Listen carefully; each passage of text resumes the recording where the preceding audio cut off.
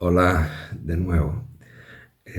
Buenas noches. Después del verano, eh, vamos a ver si podemos seguir un poquito, ¿vale? Siempre que le demos vueltos a la palabra, repetir una y otra vez, eso es buenísimo porque va calando dentro de nosotros, palabra a palabra, no va entrando, como decía el Evangelio de hoy, pensar no como los hombres, sino pensar como Dios. ¿Vale? Vamos a rezar, ¿vale? Dios te salve María, llena eres de gracia, el Señor es contigo, bendita tú eres entre todas las mujeres, y bendito es el fruto de tu vientre Jesús. Santa María, Madre de Dios, ruega por nosotros pecadores, ahora y en la hora de nuestra muerte. Amén. Bueno, dice la Escritura que cuando el rey David cometió un adulterio y un asesinato y un crimen, y se apropió, digamos, de la mujer de otro, se llama Betsabé.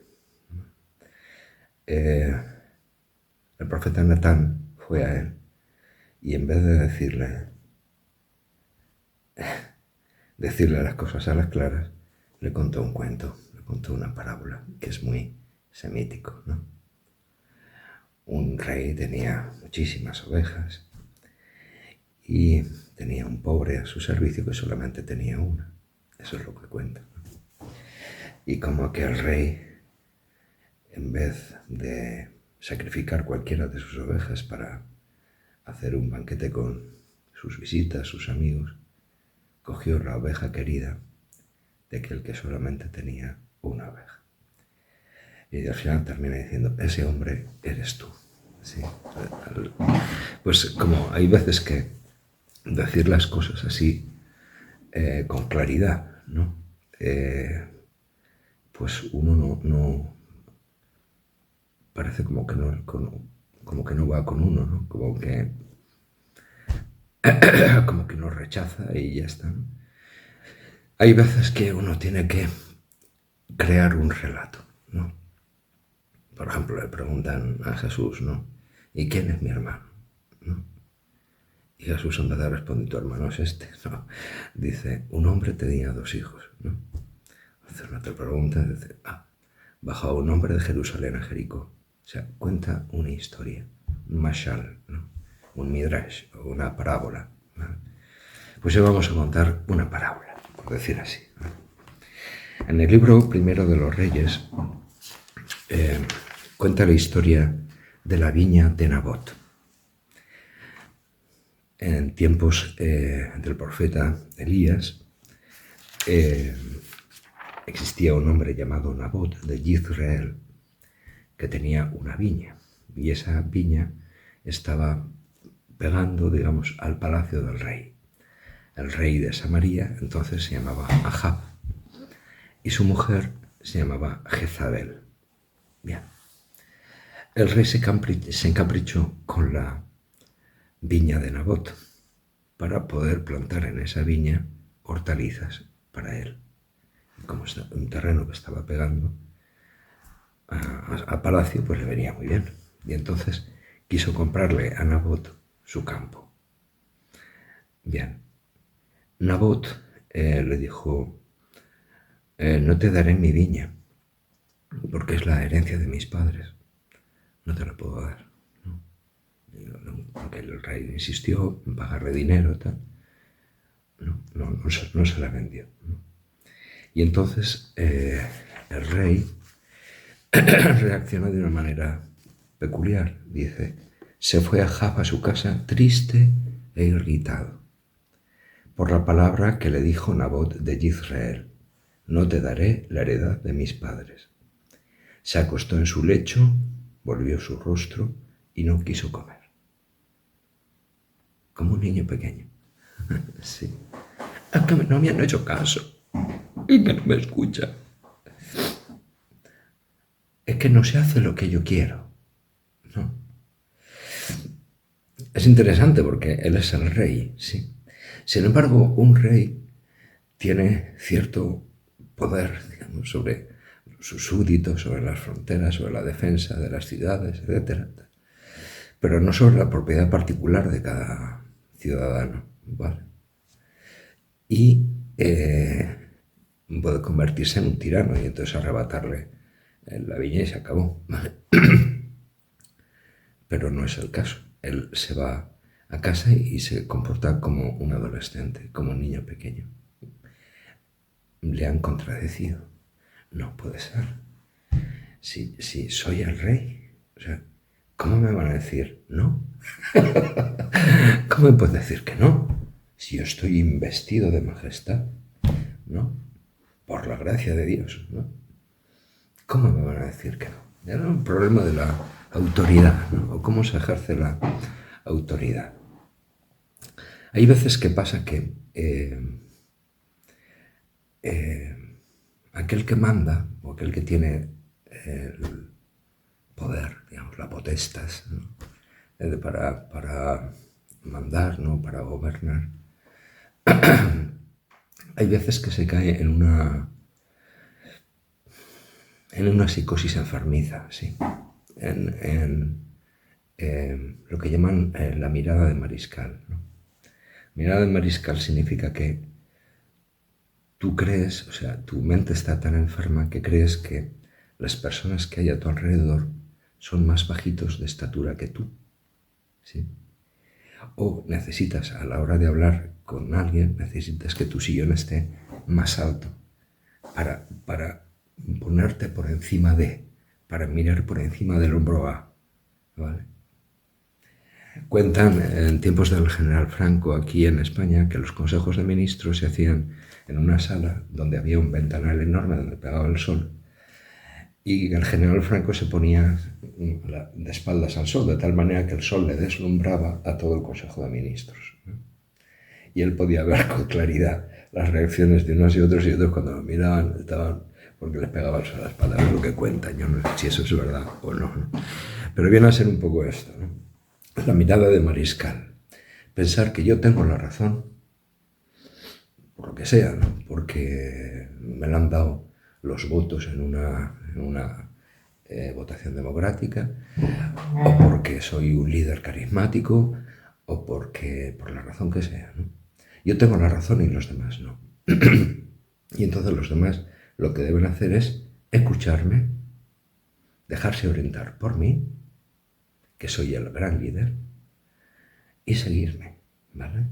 Y seguirme. Y si no lo hacen, ¿qué pasa? Si no lo hacen, puede pasar en esa psicología enfermiza, ¿sí?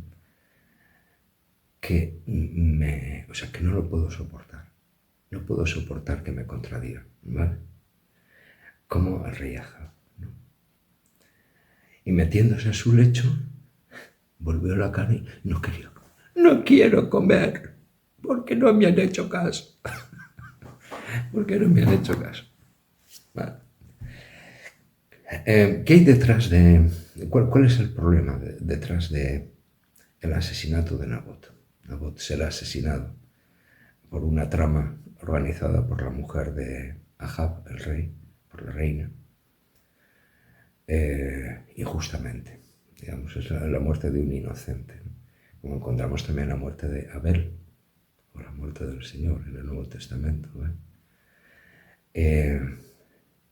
Los tres casos, tanto Abel como Nabot, como Jesucristo, ¿sí?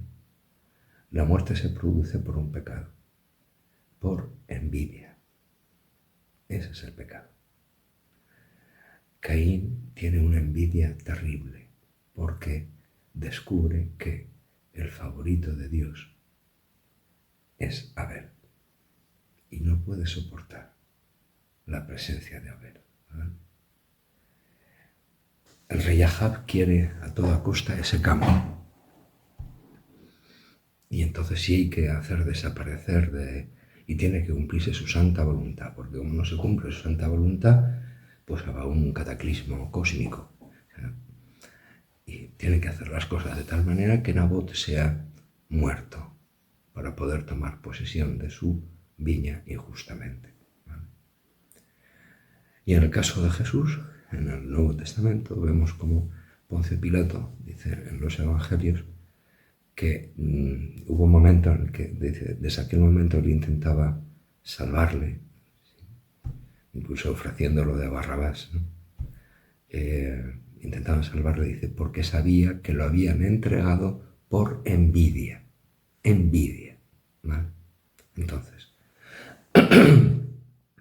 ¿qué puede pasar, digamos, entre gobernantes, ¿no? Puede pasar entre gobernantes que se tengan envidia los unos a los otros, ¿vale? Imagínate el presidente de una comunidad autónoma, el presidente de una nación, que se compara con el presidente de otra nación o el presidente de otra comunidad autónoma o de otra provincia, y resulta que la otra provincia es más próspera, la gente está más contenta, económicamente va mejor, lo que sé, y eso produce, pongamos que el caso sea entre obispos, por ejemplo, ¿no? Que uno de los 50 obispos de España, o lo que sea, uno resulta que tiene un seminario que tiene vocaciones a mansalva, o sea, no hace más que surgir vocaciones y vocaciones y vocaciones. Y otro tiene un seminario vacío. Y entonces eso, con el tiempo, ¿vale?, va creando una especie de... Y entonces empiezan a idear, ¿y no sería mejor hacer un seminario interdiocesano en el que estén todas las diócesis? Y así yo puedo pinchar y cortar en esa tarta tan suculenta que tienes tú, ¿sí? O sea, ¿me entendéis la cosa?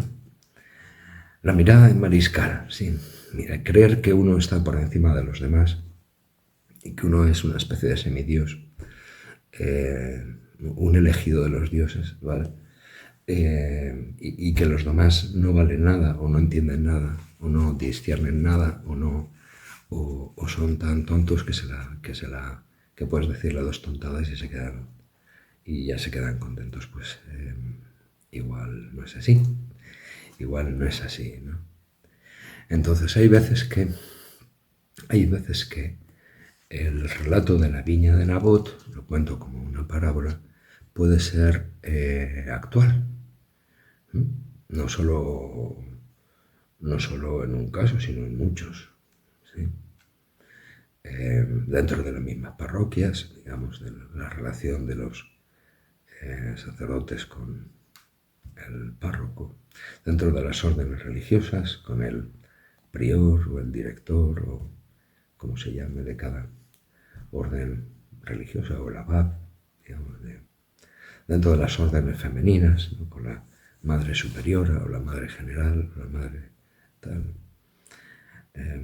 dentro del colegio cardenalicio, tengan envidias unos de otros, ¿no?, porque uno parece que es más amigo de no sé quién, y unos juegos ahí, intrigas palaciegas, por aquí, por allá. Ahora me hablo con este porque me conviene, porque el otro no sé cuántos, ya le digo no sé qué, esté en privado para que no sé cuántos. Incluso se pueden organizar tramas, si queréis, ¿no? Como la de Jezabel, ¿no? Organizar una trama por debajo para hacer caer a no sé quién, ¿vale? Es una perversidad enorme, pero es así, ¿vale? Puede ocurrir eso, ¿vale? Puede ocurrir, ¿no? Puede ocurrir que la envidia te lleve a desear cosas que no son tuyas, ¿no? Me gustaría apropiarme de la parroquia de enfrente porque es más próspera que la mía, por ejemplo, ¿no? O me gustaría, yo qué sé, lo que sea, ¿no? Pero hay montones de motivos por las que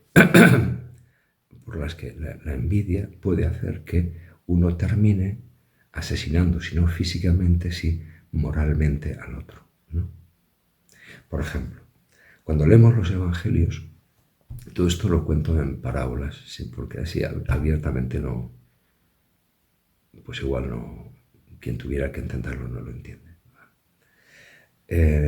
Cuando leemos los evangelios escuchamos acerca de los fariseos hipócritas, donde Jesucristo se enfada tan vehementemente y tal. Y entonces hubo un tiempo en la iglesia en el que, cuando se leía esto y se hacía una lectura crítica ¿no? Ver, juzgar y actuar y estas cosas. Pues uno identificaba a los curas fariseos, los curas que llevaban clériman, ¿sí? Por ejemplo, o que llevaban sotana dentro de la parroquia, o tal.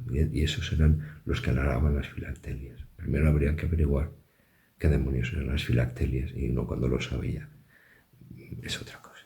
Pero la historia es que cuando uno lee eso, sí, le puede entrar la tentación de pensar así, ¿no? Es decir, nosotros, yo soy el bueno, los demás no, los demás son los malos, los fariseos, ¿vale?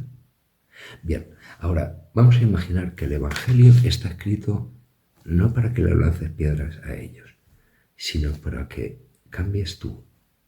¿Por qué? Porque el fariseo y el hipócrita eres tú, el que alargas las filactelias, ¿sabes? Jezabel, la que maquina, va haciendo sus juegos y va metiendo muertos en el armario, ¿verdad? El primer muerto es el que más duele, ¿vale? Pero una vez que ya tienes uno, pues el segundo ya duele menos. Quiero decir, te cargas a un tío, después a otro por aquí, otro por allá, ¿vale? Vas haciendo acepción de personas, que es lo que Dios no hace, pero vas haciendo acepción de personas y entonces uno va politizando por aquí, por allá, ¿vale? ¿A dónde lleva eso? No lleva nada. Si queréis podéis leer a partir del primer libro de los Reyes, capítulo 21, si queréis el capítulo 22, cómo responde el profeta Elías de parte de Dios a ese crimen que ha hecho Ahab, para quedarse con una viña que no es suya, ¿vale? Con una viña que no es suya, en la que no tiene ningún derecho, ¿vale? Bien. Otro tanto pasa con el tema de los pobres, ¿sí? Si uno lee el libro de los Proverbios, dice, no beneficiarás al pobre en su causa, por el hecho de ser pobre, ¿vale? O sea, no ha de mover al juez que uno sea pobre para darle la razón en un juicio, porque en un juicio lo que hay que hacer es justicia, sea rico o sea pobre, da igual. Entonces, hay toda una mentalidad de la opción preferencial por los pobres, que es una media verdad. Es verdad que Jesucristo tiene una opción preferencial por los pobres, entendiendo por pobres a todos. Porque desde Poncio Pilato, pasando por Caifás, por todos, tú y yo, somos pobres, muy pobres. Tan pobres que en un momento se nos puede acabar la vida. ¿Vale? Se nos puede acabar la vida. Y hay gente que se está muriendo a chorros por ahí. Y nosotros hablando de la quinta esencia de los inmigrantes o del... Es que, a ver, o sea, el tema hoy de los inmigrantes, con perdón, ¿vale? Políticamente incorrecto. El tema de los inmigrantes hoy es un negocio para los estados, donde hay asociaciones y gente que cobra 2.000, 3.000 euros, ¿vale? Si dejan de venir inmigrantes, el negocio se va a pique. ¿Entendéis la cosa? O sea, es necesario. Por ejemplo, los asesinatos de mujeres. Es que es necesario, ¿entiendes? Porque el Estado ya ha creado una red, ¿vale? Clientelar, ¿vale? De chiringuitos, de historia, de tal. A veces bien intencionado y otras veces no. Pero son un montón de puestos de trabajo que si desaparece la violencia machista, se viene abajo el negocio. Entonces conviene que eso ocurra. ¿Entendéis lo que quiero decir? Es una perversión, ¿verdad? Pero es así, ¿no? Otro tema es el tema de la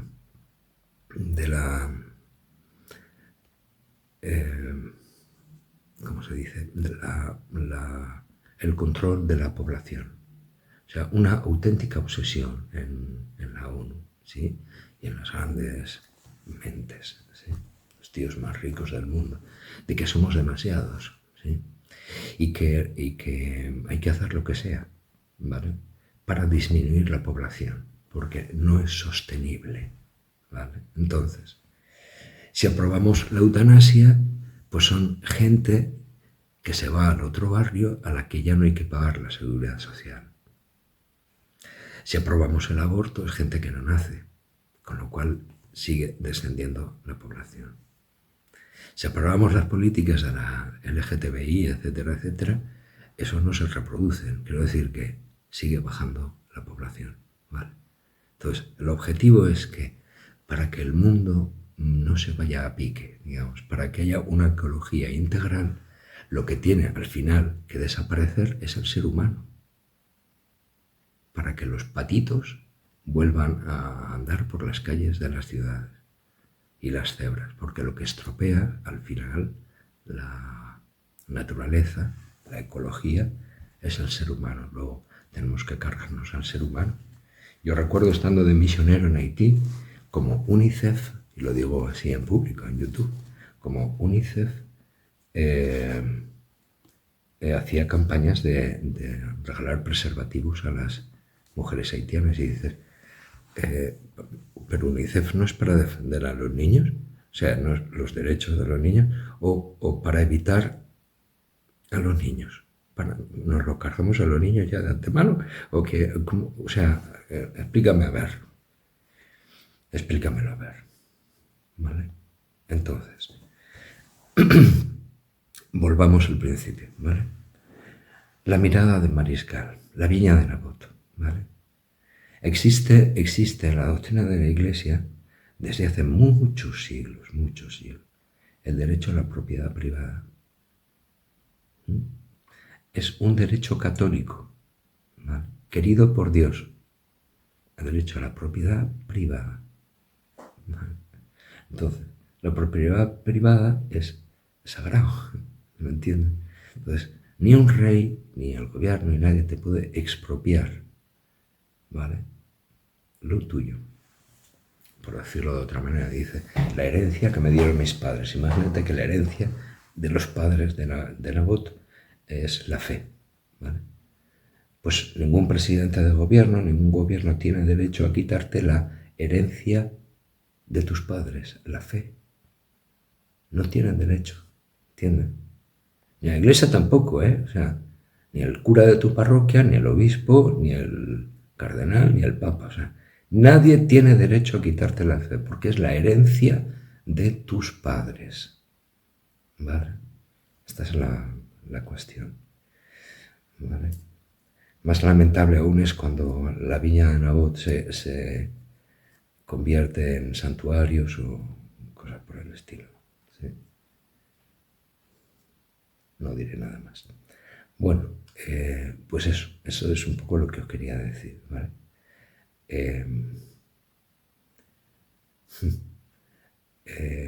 Os lo cuento como una parábola, ¿sí?